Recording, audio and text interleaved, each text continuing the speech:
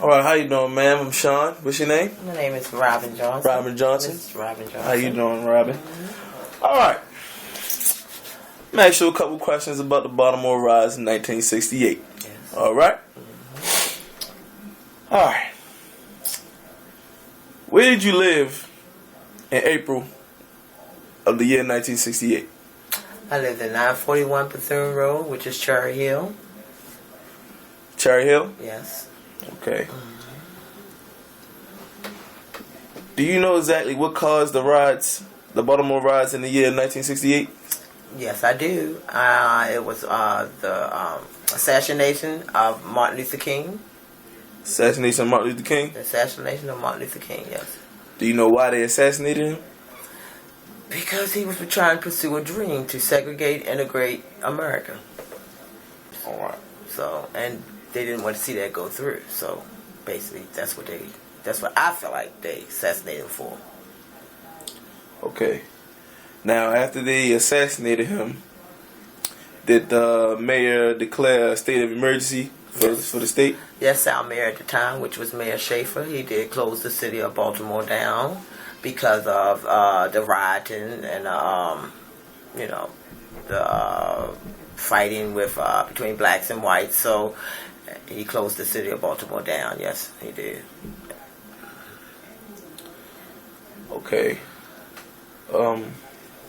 Explain your experience. Like when you were younger, how old were you when this happened? I was 11 years old. 11 years old? Yes, I was at that time. Okay. Were you living? Of course, you was living with your mother. Of course, with my mother and father. Yes. Okay. Explain your experience at a young age. Explain your experience of the riots. How I felt about it. Yes, how you felt. Okay, I felt like it shouldn't have been, and it could have been avoided. Just it was to me at the time being 11, it seemed like something small to ask, just to segregate, integrate the American, So I felt like it could have been different, It didn't have to go the way that it did. So that's the way I felt as a child. That's what my belief as a child. Now that I'm older, yes, it could have been a prevention. Just was nothing but a dream that he had, and something that we all wish for America, to be a freedom state. To be a freedom state. Mm-hmm. That's good. Did you now by witnessing this? Mm-hmm. Did you see it on the news? Like, what exactly did you see on the news? Basically what we saw in the news at my age, when my mother would allow us to see, was just rioting, people breaking into stores, merchandisers, robbing, electronics, or the stores basically owned by white people, so Caucasians, as I put it, and fighting Caucasians, between Caucasians and black, on the news. That's what was on the news. Of course, they didn't show the trauma parts of it, the really, really bad beatings of it, but that's what was shown. Just the rioting of breaking into stores and taking merchandise such as electronics, anything to get their hands on, basically, in the stores. Okay, and you didn't really see too much of it in Cherry Hill. What parts of Baltimore did you really see most of it in? Basically, most of it was in like the downtown area and places where they had bigger, large amounts of stores at, where they could, get to, which was more, and some small businesses and some large businesses where they could basically get the higher price things like electronics, TVs and radios and just electronics that was out during that time of the year 1968. Okay.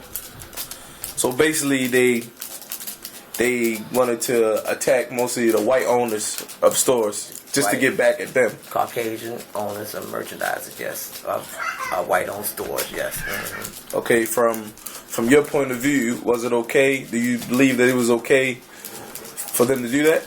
Well, it was the belief of everyone at that time being, because of what and who they were fighting for. But my belief, no, it wasn't my belief to actually see them pursue this, because it wasn't right, but it was the belief of the people at the time. So yeah, it was right then, but as now, no, it wasn't right. It shouldn't have been right, Okay. Did you feel as though you should have been involved, as in like actively involved, even though at a young age? Okay, if I wanted to be actively involved in it, I wouldn't have been involved as far as the rioting part. basically I would have been involved in as far as being a freedom speaker for the people, you know, more so trying to help with that dream that Martin Luther King wanted to pursue. I would have been one of the speakers, the freedom speeches, as far as trying to get us to come together. As far as with segregation and integration, I'd have pursued that part. That's the part I would have participated in, but not the rioting and the breaking of stores and the fighting of Caucasians. No, I would have been more like a freedom speaker. Okay, that's good. So, and what really held you from that, it wasn't really from you being a young age, it's because of your mother? Yes, my mother and father. My mom and dad at that time, I was too young to really be out there with the rioting and participating in something, other things. So it was taught to me by my parents, you know, about what was wrong about it and what was right about it. And that's how I became of it. Okay, do you know anyone that were involved? Well, I could say basically my mom and dad was, not as far as the rioting. They were more older then, so they were involved in it. Only but actually knowing somebody who was as far as with the rioting part of it and breaking in, no, I was just too young of an age. I was 11 years old, so no. Okay. Do you know exactly what ended the riot? What ended it, from far as what I know and seen, was when the U.S. Army came in to stop the rioting. And a lot of freedom speakers that came through, and a lot of actors and singers who put forth their freedom of speech towards it as far as trying to stop. Like James Brown was one of them. You know, he spoke up to the blacks as far as getting the blacks to calm down and stop rioting, and to just involve themselves more so in trying to put the dream of Martin Luther King's together. And that's basically what stopped it.